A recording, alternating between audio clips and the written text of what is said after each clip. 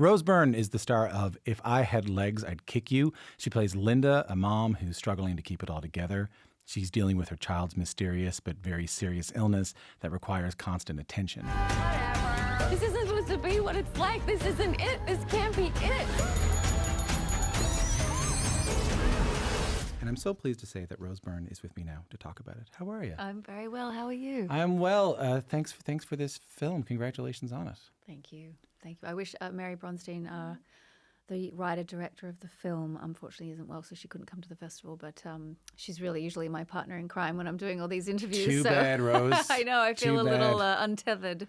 And it's in some ways her story, or like it rhymes with her story. Is that right? Mm-hmm. Yes. No. She's very open about it. It's a personal story to her, and it's not entirely, it's inspired by something she went through, with her daughter. Yeah. What's interesting about the film is that so you have this very sick child, this child who's on a feeding tube, this child who needs constant attention.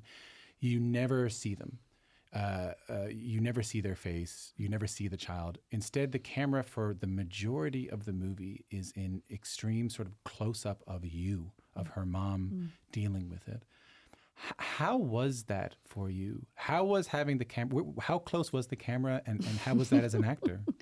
I think on the first day, the camera was so close to my face, and I said to Mary, "Is it supposed to be that close? Is this how close it's actually going to be?" And she said, "Oh, yes, it is." And I was like, "Copy that." And then I just adjusted a little bit, because technically it does require some fine-tuning and nuance and just some technical sort of prowess to be able to adjust. And that was interesting. I hadn't done a project like that before, that where you're so intimate with the camera and the camera crew, for that matter. You really you really get to know everybody.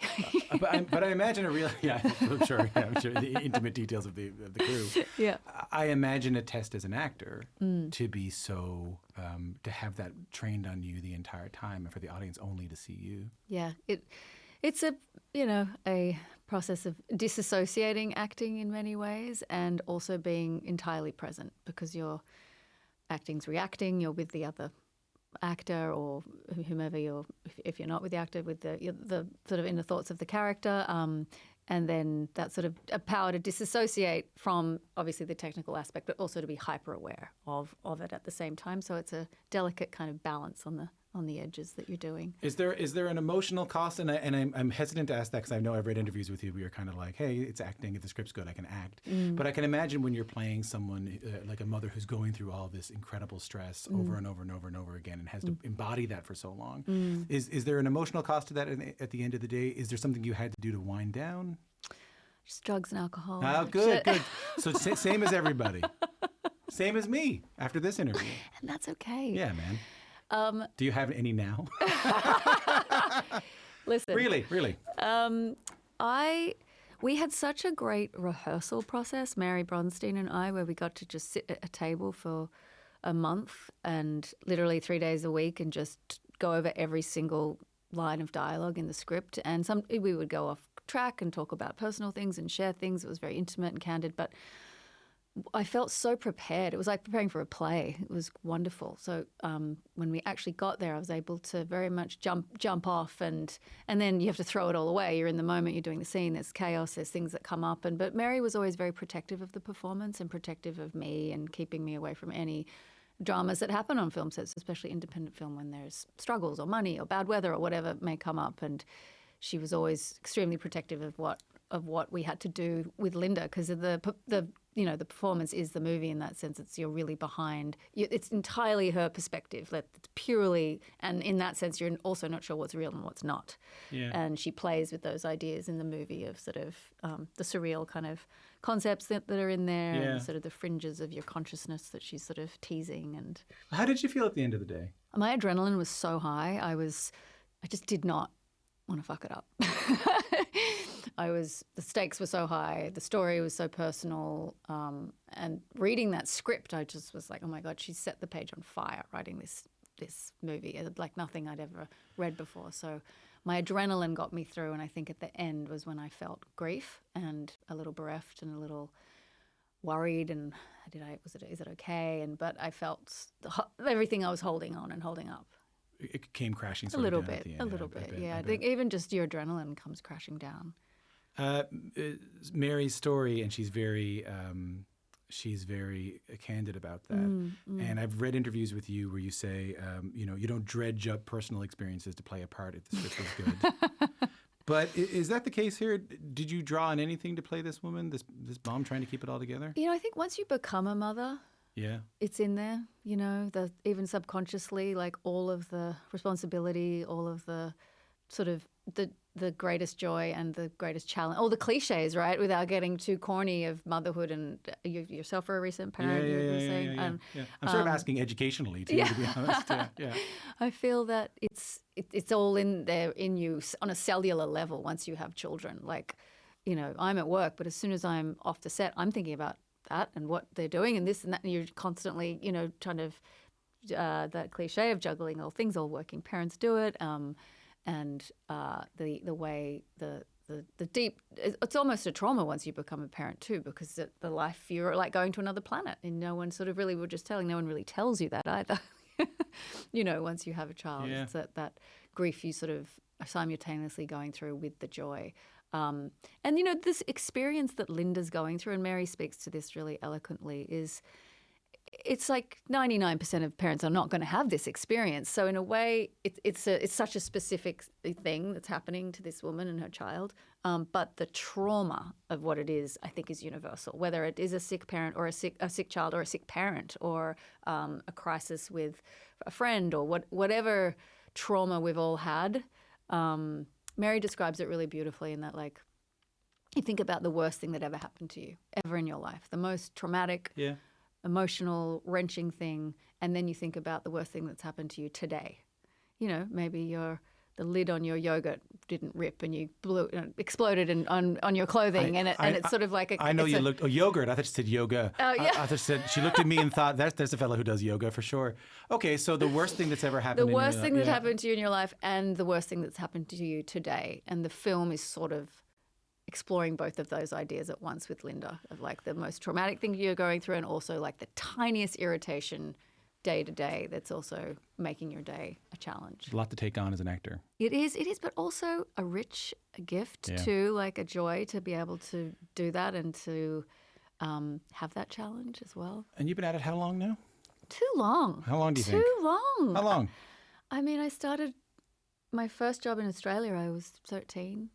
I mean, and I started, acting classes when I was 8. So, right, and it was your. I'll talk about that in a second. Too long. But you worked with a first-time actor here. You worked with Conan O'Brien. I did. You were on a show a bunch in the old days and stuff like that.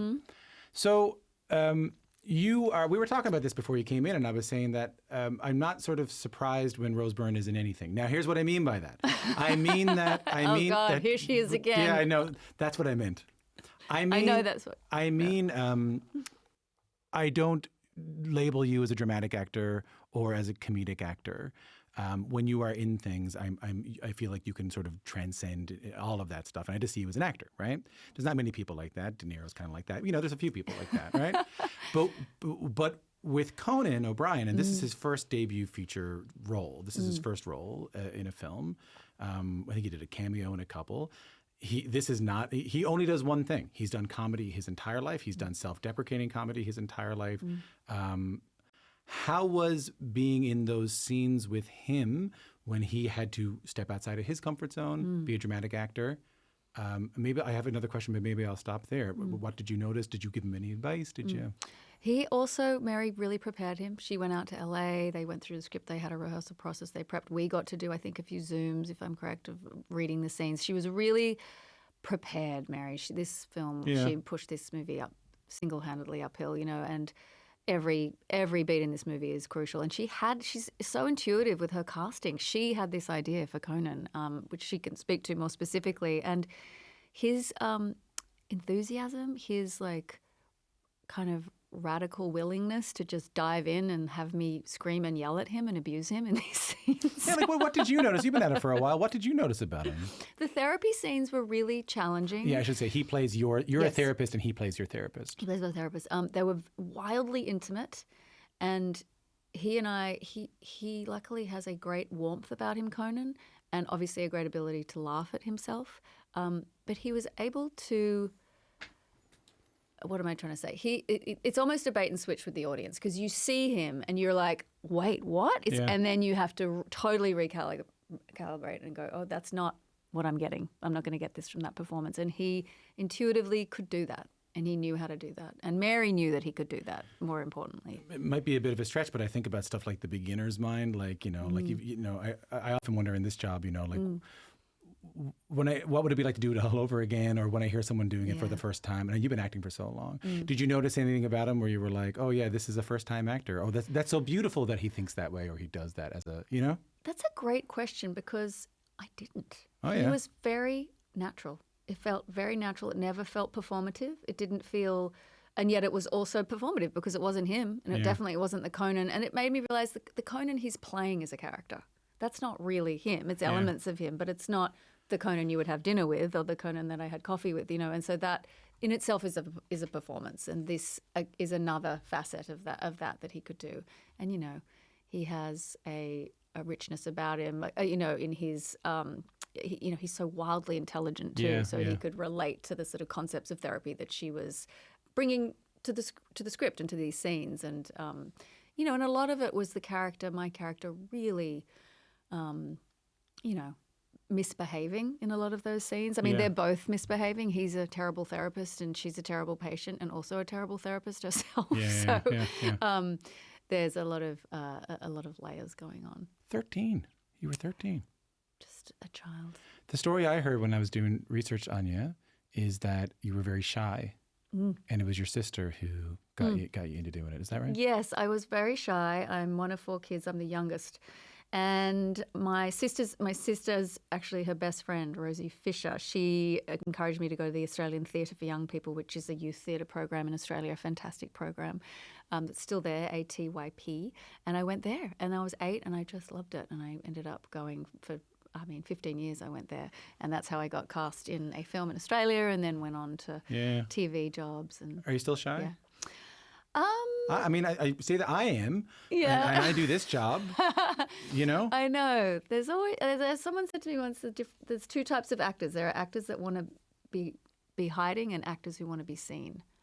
And I don't know. I don't really know what category I fall into, but I definitely found the imaginative, performative idea of play as a child really fun, and I think every child can enjoy that. How shy were you? Were you really? I was pretty shy, yeah. I was also a clown in the family, being the youngest, but in social situations I was more quiet and reserved, yeah. Did the acting work? Did it open you up? I think it did. I think it really helped. It was a great program, and whether you want to pursue it or not, I think, having 2 little kids myself, it's a playful thing, and kids communicate through play. That's how you get them to, the best discipline works is through play, and as a parent, even though that is very challenging.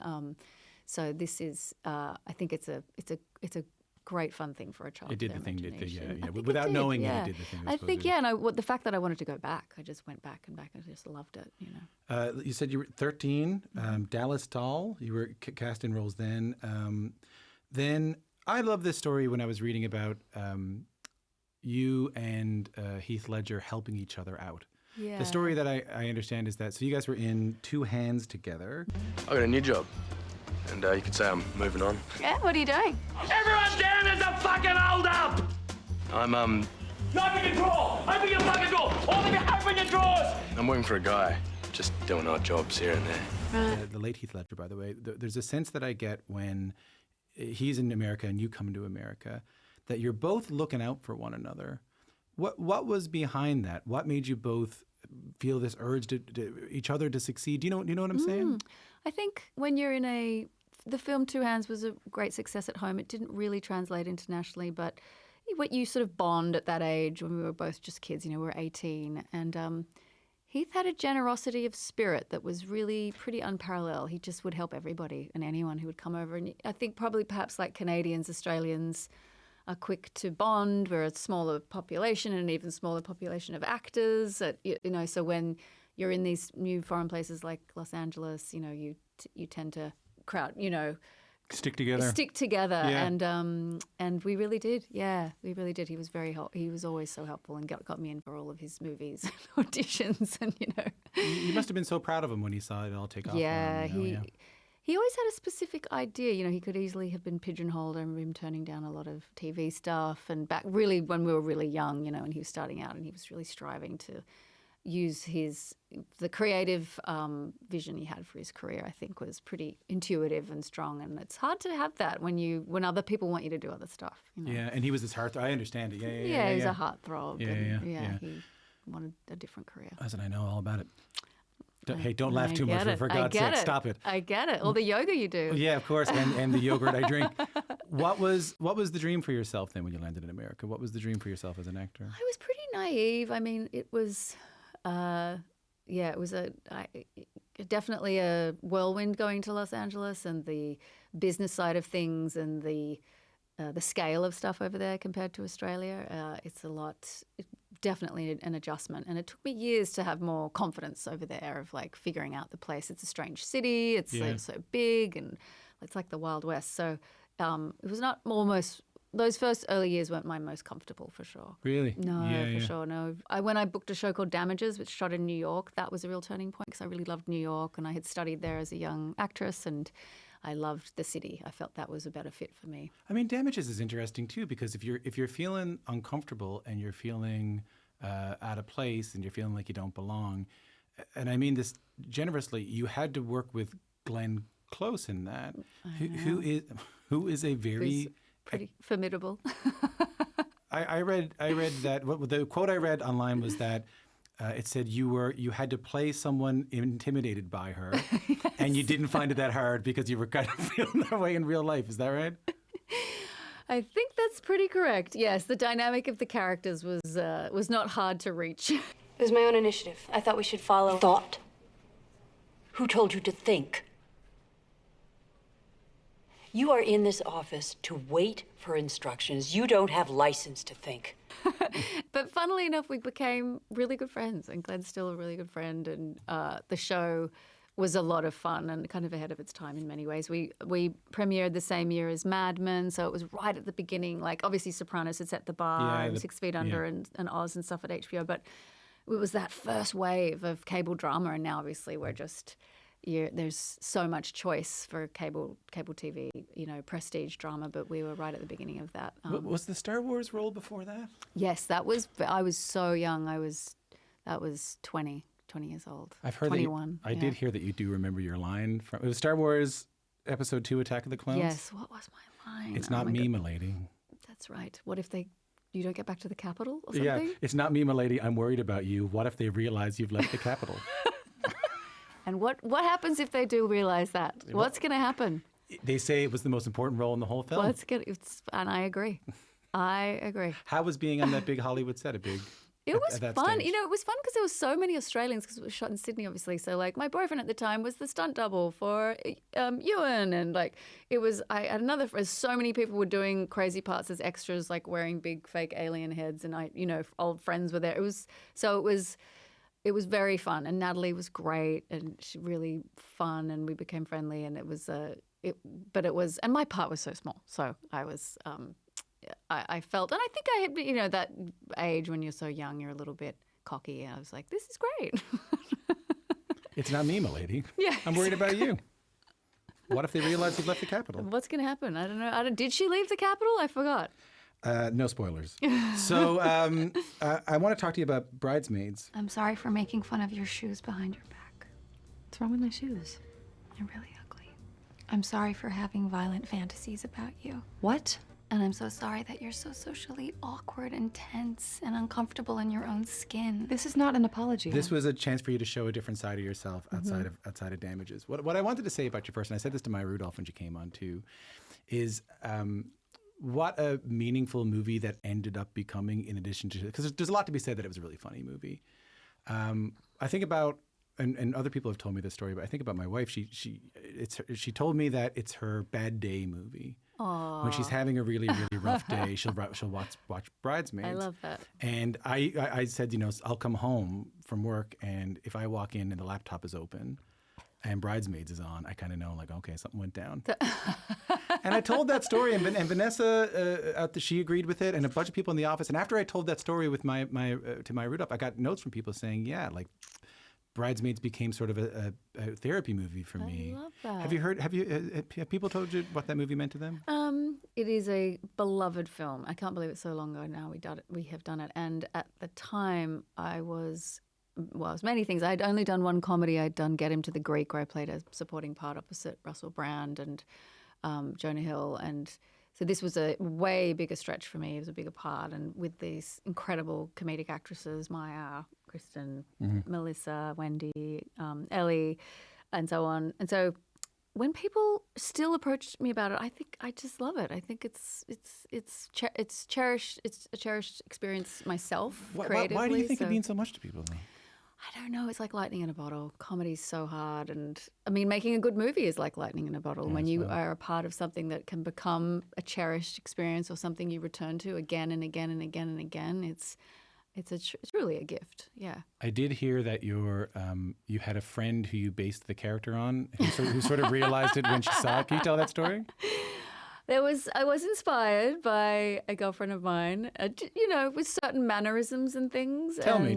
So, like, you had to go in and do this character, Helen, who's not like you, the person I'm talking to right now. Yes. Yeah. Yes. No, she's a far more refined, self-conscious, sort of very aware of hierarchy and appearance, and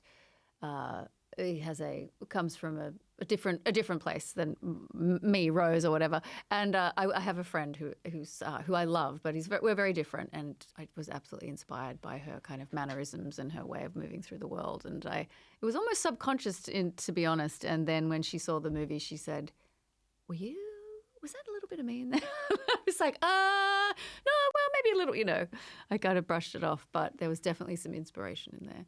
Was it a conscious point? Because after that, Spy, Neighbors, Platonic, like more comedies, was it a conscious decision at that stage to do more comedy?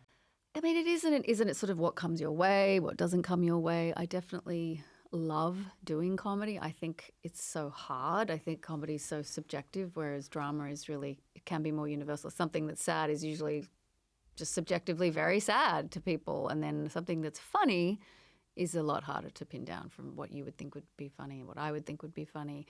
And my favorite performances always have come from a place of comedy and tragedy at the same time. Yeah, so I mean, even in this movie, it's a very, there are moments I laughed at. Surprising. I agree. For me, I think there's lots of moments of comedy in the movie at such high stakes.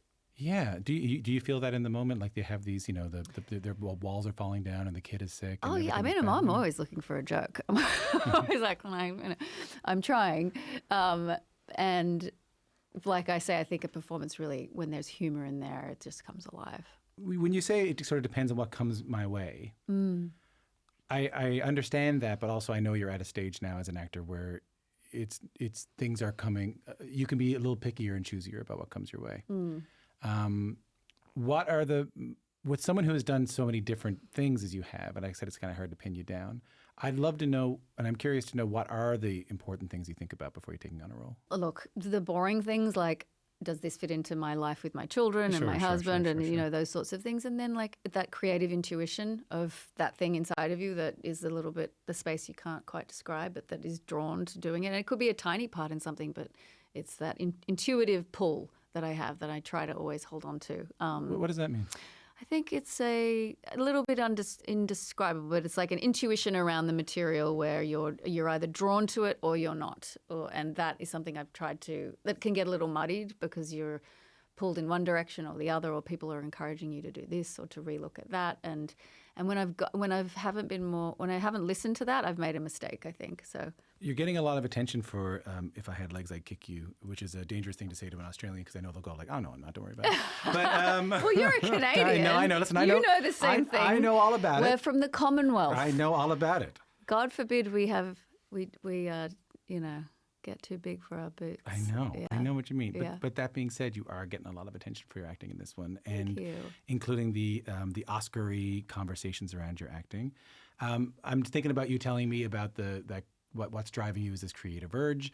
I'm thinking about you telling me about, that in some ways this is just acting. It's a job. This is what I'm doing. Things come my way. Would you take validation from an award like an Oscar? And if not, where do you get your validation from? Look, I think all creative validation can only come from the experience on the day, the moment between action and cut, like that. Really? I do. No, of course, that's all you can. Because most jobs don't end in these sorts of validations, whether you need them or not, or are inspired by them or not. And then in terms of the chatter and stuff, of course, that's lovely. And the film is very emotional for me. It's a very emotional experience being part of this, particularly with Mary Bronstein. And this is, as we discussed earlier. So I feel very protective and emotional about the movie and the performance. But I'm also an Australian, and it's a long road to all of those things. So I just one day at a time. But saying that, I'm so proud of this film. So proud to be here talking about it and all that. I love. I'm Australian, so we're talking about the Oscars. Well, sure, we'll see. Who knows? That's all silliness. Who knows? I really did think you were really spectacular in this film, and I've been a fan of yours for a long time. And thank you so much for coming in. Thank you. You're very sweet.